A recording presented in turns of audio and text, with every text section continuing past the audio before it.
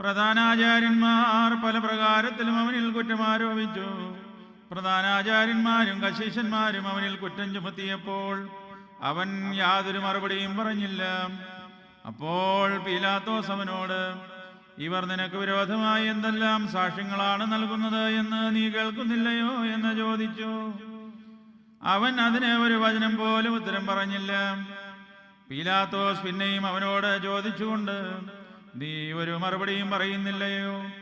നോക്കുക, ഇവർ നിനക്കെതിരായി എന്തെല്ലാം സാക്ഷ്യം പറയുന്നു എന്ന് പറഞ്ഞു. യേശു തമ്പുരാൻ പിന്നെയും ഉത്തരമൊന്നും പറയായകയാൽ പീലാത്തോസ് ആശ്ചര്യപ്പെട്ടു. പെരുന്നാൾ തോറും ജനങ്ങൾ ഇച്ഛിക്കുന്ന ഒരു തടവുകാരനെ നാടുവാഴി അവർക്ക് വിട്ടുകൊടുക്കുന്ന ഒരു പതിവുണ്ടായിരുന്നു. ബാറാബ എന്ന് വിളിക്കപ്പെട്ട കുപ്രസിദ്ധനായ ഒരു തടവുകാരനുണ്ടായിരുന്നു. അപ്പോൾ കലഹത്തിൽ കൊലപാതകം ചെയ്തു